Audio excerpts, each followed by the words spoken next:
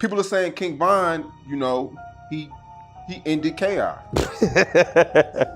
Talking about bodies, I got a few. 4 + 3, 3 + 2. These were the words of the late rapper King Von as he rapped on the track Demon, long before he became a popular rapper. The late King Von had a reputation on the streets as one of the craziest assassins Chicago's O Block has ever known. And while many people still doubt that King Von did take out people, his close friend Lil Durk and even the authorities have revealed that King Von was behind multiple gang hits all through Chicago.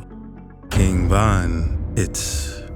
Rapper King Von has been involved in one too many violent crimes that has taken the lives of so many. While many people may not know these people, others know about them, and they always talk about these deceased people as a reminder to King Von of the lives he's taken. If you do a feature with Modell, Tyreek, P5, or Malcolm,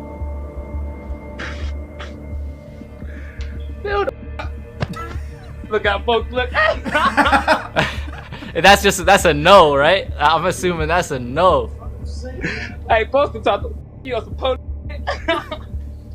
I don't even. Who are those? Am I supposed to know who they are? Man, them people is dead. You bogus. No, I'm just left. What's that? Let's go to the next question. Jakira K.I. Barnes. Jakira Barnes, aka K.I., was a teenage gang member of the 63rd gang known as Gangster Disciples. While they were teenagers, Jakira and King Von shared feelings for each other after King Von told her he liked her and asked her to leave the gang life. I was trying to up. Yeah, I was trying to us. I was like, damn, you and shit. The exact text was something along the lines of, when it's all over with, I'm gonna get up in you or something. Does that sound about right? That sound raw, so yeah, I be saying raw. Yeah, I probably did say that.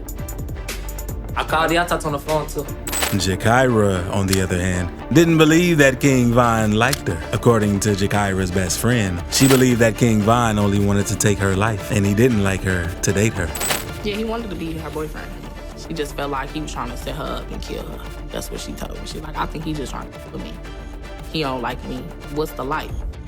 It wasn't long before Jakira's death was being mocked online. Jakira wasn't wrong about Von, as in later months, she allegedly fell to the bullets of King Von. Jakira was way more invested in gang life than being in a relationship with King Von. In fact, she is believed to have taken out Odie Perry. 3 years after Jakira allegedly took out Odie Perry, she was hit on her way to a party. She lost her life due to the injuries she sustained. It was, however, believed that King Von was responsible for her passing. The story of Jakira's body being on King Von's street credit moved on and on until he became a famous rapper. He was believed to have taken out Jakira because, on that fateful day of her passing, they had an exchange via Twitter where he told her that he would down. While everyone believes King Von ended Jakira's life, King Lil J revealed that King Von would never have been able to eliminate Jakira, as she would have taken him out first. Him and KI know each other. Do you know him and KI at the time? They're kind of, you know. That was false, man. So, okay, so they not. KI would have tell man. She trying to get, she trying to something, man. KI don't worry about none of that. Why should we talking to this goof? It used to be dirty as hell, man. Yeah, motherfuckers got standards out here, man. Stop that. Although there are official documents claiming that King Von actually ended KI, King Lil J stood by his words and said that King Von could never have done it, and in fact, he didn't. People are saying King Von, you know, he ended KI. So you knocking the off, man. Hell no, that's false, man. They need to go put that, the rest of that bogus they putting out there. That's false right there. Although both King Von and KI may be late, many people began when King Lil J's information came out to doubt the street credit of King Von, the supposed king of O Block, Richard Modell. On October 12, 2012, 2 teenagers were taken out. 24 others were severely wounded in what was a violent night for the gangs in Chicago. The youngest of the victims who was hit was identified as Richard Modell, whose family claimed that his real name was Modell McCambry. Modell obtained bullet wounds when he and his cousin were on their way to meet a girl in the West Woodline neighborhood on the south side of Chicago. Modell, who was in the EBT set of the Gangster Disciples, was said to have been taken out as a result of the feud between his gangs and other rival gangs, especially the Black Disciples of O-Block. The suspects of the attack were identified as King Von and his friends T-Roy and J Money. They pulled up on Modell and his cousins just 3 blocks after his house on the 6300 block of South Rhodes Avenue, just before 9:30 p.m. of that fateful night. Modell and his cousin were found lying on the streets before paramedics showed up and took them to the Northwestern Memorial Hospital. Although his cousin survived, Modell unfortunately passed away. After the passing of Modell, King Von took to his Twitter to mock him. Not only did he mock Modell's passing, he also made a suggestive tweet that himself and T-Roy were involved in Modell's hit. After they were named as suspects in the crime, King Von posted on his Twitter that he and T-Roy had an issue and they just couldn't stop their thingy thing. It was unclear what he meant at the time, but his friend T-Roy, who's also passed, was officially accused of taking out Modell. However, 10 years after Modell's hit, and even the hit of King Von and T-Roy, it was revealed that King Von was the actual hitman in the attack that took McCambry Richard Modell's life. King Von was never arrested in his involvement in the attack, and now that he's passed away, there will be no one brought to book for the hit of McCambry Richard Modell. Derek Johnson, aka P5.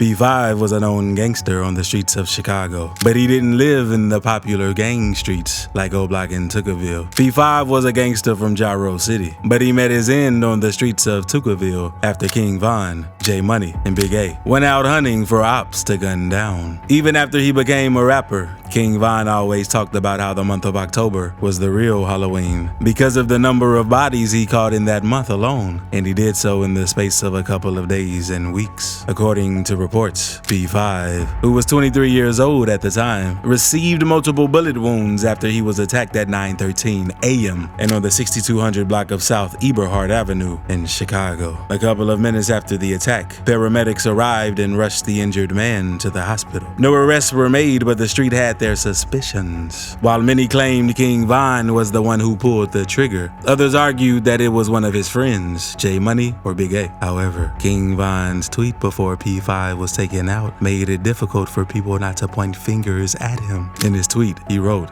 "I ain't been hanging with T-Roy like that cause he been winning. I gotta catch up first. Give me 2 Friday, LOL. King Von was heavily implicated in the hit of P5, but he was never arrested for it. Von and O-Block made fun of P5's passing a lot while Von was alive. When Von was similarly taken out in 2020, P5's loved ones publicly celebrated. His cousin and his younger brother, who were present when P5 was gunned down, both shared how much they prayed for the day King Von would pass and were happy about Von's passing." Rodney Stewart, aka BossTrell. BossTrell, also known as Max Payne, was a gangster disciple from the set STL/EBT. BossTrell was believed to have been attacked by King Von and T-Roy on November 8, 2012, barely 2 weeks after Von took out P5. BossTrell was loved and feared among his gang members, and after he passed, his street was named Boss City in his honor, according to reports. BossTrell was set up by his ex-girlfriend just when he was about to leave Chicago for good. He had grown up in gang life, and he had been a gangster since the age of 12. However, BossTrell soon became tired of the gang life after he saw that a friend of his, King Cole, who had moved to Iowa, was living a peaceful life. BossTrell had broken up with his girlfriend, Dorothy Morrison, almost a week before his tragic passing. He made post on his Twitter account that he had ended his relationship with her. However, they reconciled, and he made plans to see her on November 8th. BossTrell, who had already purchased a bus ticket to Iowa for November 7th, decided to meet back up with Dorothy. Sadly, that decision cost him his life. He made plans to meet up with Dorothy in the 2600 block of West 83rd Street, which was far from where he lived or the STL hood. And at the time he got there, it was already midnight, and Dorothy was nowhere to be found. However, waiting for him at their meetup spot was T-Roy, King Von, J Money, and Boss Top, all from O-Block. The O-Block goons attacked him before leaving him on the streets. BossTrell was found at about 6:50 a.m. the following morning with the underneath his body, indicating that he was going to fire back at his attackers, and the bus ticket to Iowa was still in his pocket. He passed on some hours later. While investigations were going on, BossTrell's ex-girlfriend, Lil Durk, whom he was supposed to meet at the location, was investigated. She revealed that BossTrell had always been hopeful about the future and leaving Chicago. We used to always talk about our future, and he would always tell me there was nothing in Chicago, says Morrison. Gonna end up dead or in jail, and he was so looking forward to moving. However, when she was asked about the suspects and anyone who may have attacked BossTrell and taken his life, she declined to comment, saying she didn't feel comfortable with the questions. BossTrell's aunt, Andrea Johnson, was quite pleased with the fact that Lil Durk kept such information away from the authorities. She said Lil Durk wasn't cooperating, and she was the reason why the case was never solved. At the time, the streets already knew that King Von and his goons were involved in BossTrell's hit, and even BossTrell's grandmother knew the people involved. She told the authorities that the hitman's identity was not a secret, but that the family was still waiting for witnesses who would testify in court. We know, and the detective know who did it, but there isn't enough evidence because no witness will step up. Malcolm Stuckey. King Von may have been accused severely of being involved in gang hits around Chicago, but it wasn't until the tragic hit of Malcolm Stuckey, who wasn't even a gang member, that King Von was booked and put behind bars. Malcolm Stuckey was pulling up in the Burgundy Pontiac Grand Prix to his friend's birthday party when tragedy struck on May 29th, 2014. There was a party at 5722 South LaSalle Street, a two-story house divided into 3 apartments, situated a couple of blocks east of Interstate 94, and 3 miles straight west of the Museum of Science and Industry, where Malcolm Stuckey worked. Before Stuckey arrived at the party, King Von and some other members of the Black Disciples were already present and having fun with other party guests before King Von spotted 2 rival gang members at the house. According to witnesses present at the party, King Von was already itching to start trouble with the rival gang members he saw at the party, but the host, Laminda Jones, approached him and said, "Don't start no mess in my house," to which King Von replied, "I'm not on that."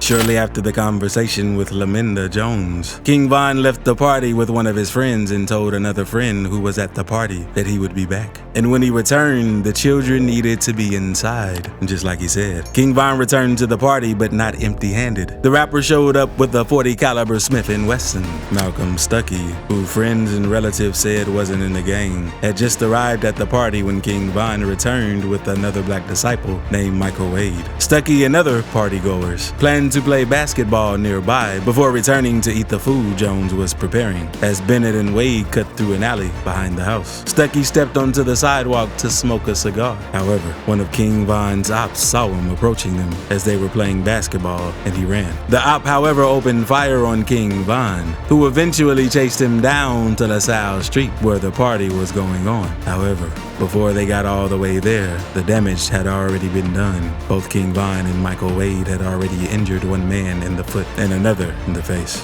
breaking his jaw while Stuckey laid lifeless on the sidewalk after a stray bullet hit him. Stuckey passed away, still in his work uniform. Wade and King Von were arrested about 2 months later. They both refused to cooperate with the authorities initially, but Wade eventually entered a plea deal with them. However, the case fell apart after Wade withdrew his statement to testify against King Von 3 years after the incident. King Von and Wade were acquitted of the event.